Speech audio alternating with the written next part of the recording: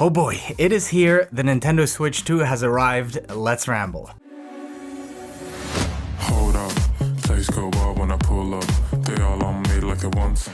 Okay, so as a 30 plus 13-year-old man, I probably shouldn't be this excited about a Nintendo console, but I am, okay? I'm not weird, you're weird. Shut up. Anyway, let's embrace it and unbox all these beautiful goodies. Now, part of the reason why I'm so excited about this is that it was actually the Nintendo Switch OLED that got me back into gaming after like a 10-year gaming hiatus. And of course, because I am a 30 plus 13-year-old man, I actually rocked a Nintendo 8-bit when I was a boy, so obviously any new Nintendo product will release a heavy dose of nostalgia endorphins. By the way, I did bring my Switch OLED and my daughter's original Switch just so we can put them side by side and see the difference. All right, so let's dig in. So on top, we have the new Joy-Cons, and already I can feel that they're a lot heavier and also thicker, definitely bigger. And the triggers feel a bit different too. Let's put these aside. And then we have, of course, the actual unit, and it really is a lot bigger than the previous version. Let me just grab the OLED just to be, just for the sake of comparison. It is way bigger. Way bigger. And I do appreciate the bigger screen. I mean, it's following a trend. I'm also using a Steam Deck, which I really, really love, but that's a story for another day. Actually, let me know if you'd like a review on that thing too, because this got me to put my toe back into the gaming water, if you will. The Steam Deck is what really pulled me back into gaming. But anyway, it's like, it feels like it's almost double the size. It's crazy. Actually, what I was very curious about is how this magnetic snap will feel and whether it's, whoa, I didn't expect this. I really thought it would feel flimsy or it would come right off, but once they click in, and they do snap in quite easily, they're not going anywhere unless you pull this thing and they come right off. Real easily, like real easily. But unless you do that, I'm pulling really hard here, nothing happens. So the one thing I was a little bit afraid of is not an issue. This feels really good, to be honest. And actually, it feels a lot better than having to do this. It does feel a bit janky, and over time, these become loose. Obviously, I don't know what this is going to be like over time, but for the moment, this feels really, really sturdy, sturdier than this. Now, you'll see that there is a little bit of play, but I've been told that that is actually to protect this. If there was no play at all, it would be too easy to break off. So if they do come off, if they drop or whatever, that little bit of play might just be what saves it. It does seem to smudge a little bit. Most people don't care about this, but I do have a slight touch of OCD, and don't come at me in the comments. I know what I have, okay? But anyway, who cares? This thing smudges too. Okay, so let's just finish unboxing this before we take a little tour of the hardware. What do we got here? Some documentation we obviously won't need. HDMI cable, which is nice. High-speed HDMI. And these things for the Joy-Cons. Then we have the Joy-Con grip, which looks pretty similar to the old one. Let me just hold them side by side. Yeah, obviously a bit different size because the actual Joy-Cons are bigger, but more or less same design, same kind of grip. I did order the charging one, so we'll unpack that later and see the difference. But yeah, these two are pretty similar. Let me just move this out of the way. Didn't realize that was there. Kind of blocking your view. What do we have here? We have the USB-C to USB-C cable, which is interesting because I did watch some of the initial reviews by the embargo channels, you know who you are, and it had a USB-C to USB-A cable, but in my box there's a USB-C to USB-C cable, which is of course much better for most people anyway. And then we have a charging brick. This is a European one, so don't freak out because of these prongs. They're just European prongs. And then we have the docking station, which, not gonna lie, looks a little bit like a toaster. But it does look nicer than the original one. It's a bit bigger too. Yeah, I never really liked this system. It's not much better, actually. I thought this would slide off easily, but it just like... The thing that I didn't like about this one is it feels very janky. Not much better on this one, but anyway, it doesn't matter. It's like a one and done. You just connect everything. There's an HDMI here, USB-C, and an Ethernet cable, Ethernet port rather. And then, you know, once that's done, you don't really touch it again. So it doesn't matter too much. It slides in about the same. Still not that satisfying click I was hoping for, but yeah, it's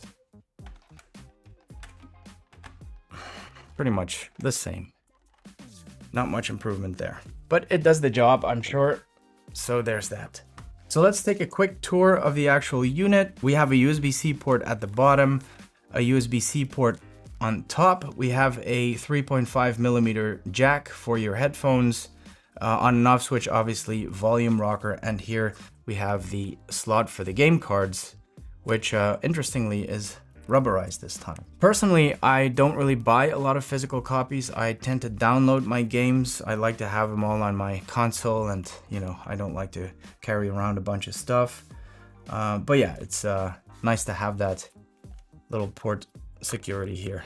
The one thing that I do appreciate is that this time the actual stand is a lot better than the original one. I mean, I have the OLED one here, which already had an improved kickstand. You see, this was pretty decent too. The original one, and I'm actually a little afraid of opening this up. This might just be covered in sticky fingers of a 9-year-old. Well, actually, it's not that bad. But yeah, the original one has this notoriously crappy kickstand that, I mean, look at it. It barely holds this thing up. A little wobble on the table and it's flat on its face. So this is pretty much useless. A little improved on that one, and now it's just really, really good. It even has, you know, you can choose angles if you... Whoa, it almost goes all the way flat. This is actually nice. I did not know it could do that. This is nice. I like this. But yeah, it's a lot better. Thank you, Nintendo. All right, so before I go ahead and install this thing and get a game or two, let's just unbox these other accessories, starting with the Joy-Con 2 charging grip. I like that it's a charging grip, so you can actually hook up a cable and charge it while you're playing, which basically turns them into wired controllers, which is nice. Oh, okay, I can see why people like this better. Let's compare the two. So as you can see, there's a much improved grip on these, and they have these buttons on the back. Yeah, I mean, these, it's not that these are bad, but this is just so much easier to hold because it's bigger. It also has these triggers, which I like. And I mean, it's going to be bigger because the Joy-Cons are actually bigger, but the grip is also much, much better. I mean, it's actually a lot better. This is just, I don't know, it's awkward to hold. This is a lot better. But having said that, I don't often use this. I use this, you know, if I need to, or if I have a friend over and I only have, you know, one controller, this does come in really handy. And the fact that you can charge it while playing is also very useful. Not really sure why this does come with a USB-A cable, but I guess you can easily swap that out for a USB-C to USB-C. So what I actually am more interested in is the Switch to Pro controller, because that's the one that I actually use the most. I will be testing this. So the way we play games at home is usually on our projector, and it is a 4K projector and it has a good refresh rate. So gaming on that thing is actually a viable option.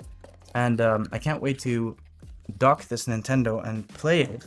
And I will obviously film the experience and share it with you guys. But when I do that, I will 100% use this controller and not that one. So, oh yes, look.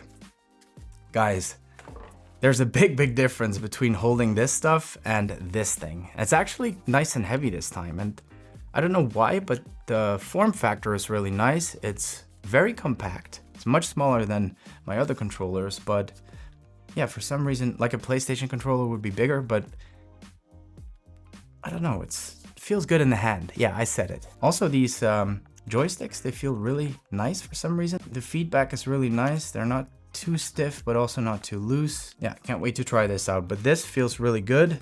The original one is nice too. It's bigger, I think. Maybe not. It feels bigger. That might have to do with the ergonomics. Yeah, I can get used to this. What I also ordered is the original Nintendo Switch 2 case. The Switch is a pretty fragile device. It's a bit janky. And of course, when there's moving parts, that will always be the case. These screens are also pretty sensitive, so you don't want to mess that up. I know there will be a lot of third-party cases coming out as well. I'm definitely going to be testing some of them, but I generally have a preference for first-party cases. They just fit perfectly and they look nice and sleek usually, as does this one. No frills. What you see is what you get. It's just a simple case with a little bit of room for, you know, some games and maybe a couple cables. I did see the kill switch by Dbrand, and while it does look nice, that's not for me personally. I don't like adding unnecessary bulk to my handheld devices. It kind of defeats the purpose for me. I mean, you have a handheld device because it's light, right? So I don't want to make it any bigger or heavier than it needs to be. So I'd rather just get a nice case so I can rock the Switch naked while I'm gaming. And this does not add a lot of bulk in your travel case or your backpack. By the way, I also ordered an SD card. I went for the branded one, or the licensed one rather. This one is by SanDisk, but I think Samsung does pretty much an identical one. I think they just licensed it to the two brands. Obviously SanDisk and Samsung are reputable brands, so you can't really go wrong there. And the reason why I picked this, I'm sure you can use other cards as well, as long as they have the correct specifications.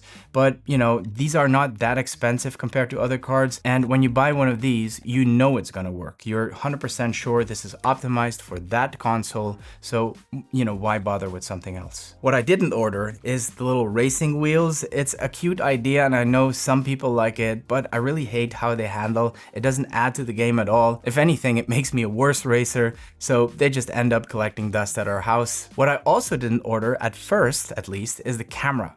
Mainly because I'm not interested in streaming or anything like that. I don't want to share my video, and I really don't want my kids to share their video. Also, on the promo videos, the image looked pretty janky, so I didn't think it would add anything. However, I did end up ordering it after all because I didn't realize that it will also serve to detect motion for motion controlled games. So I decided to order this little guy here to take care of that. Right, so let me set this thing up really quick and then time travel back to you guys here in the video to check out some of these games, or maybe game singular. I know you can download Mario Kart. Unfortunately, not a lot of new Switch games are available yet. I was looking forward to the new Donkey Kong game because that's a lot of youth sentiment for me, but that won't be coming out until next month. There are some not new games that have been optimized for the Switch too.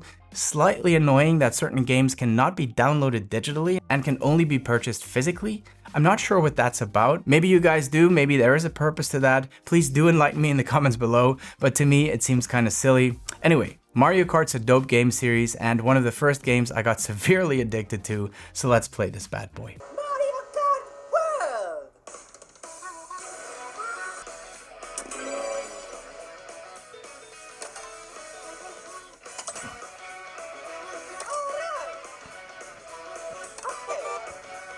All right. Let's just start at the beginning. 50cc. Let's do 100.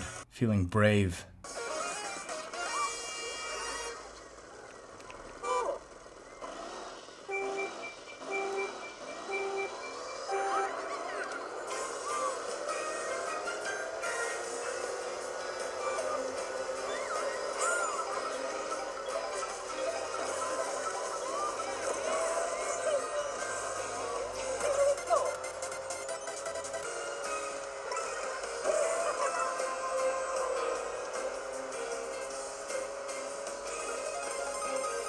Yep, I guess we've established I suck.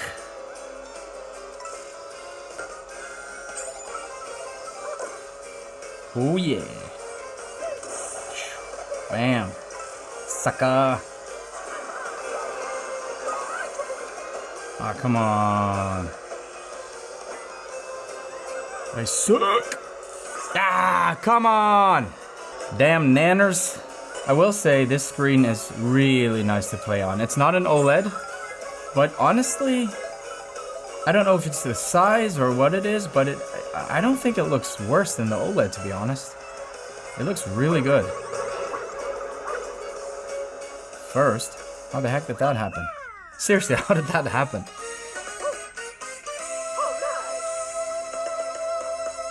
Well, not to brag or anything, but you know. Alright guys, so quickly, a few words about the price. The console itself is $449. If you add to that the Pro controller, which is $85, the SD card that's $60, case $40, charging grip $40, that comes to $675. Throw in the steering wheels and you're looking at a grand total of $760. This setup ain't cheap. Do with that information what you will. Anyway, I really look forward to spending some time with this thing, testing out some more games and hopefully some more original Switch 2 titles soon as well. And I'll definitely check back in with you guys for a proper review once I've spent some serious time with this thing. Do hit that subscribe button if you're interested in that follow-up, and of course other tech content, fresh new stuff coming your way on a weekly basis. Thank you guys for watching and see you in the next one.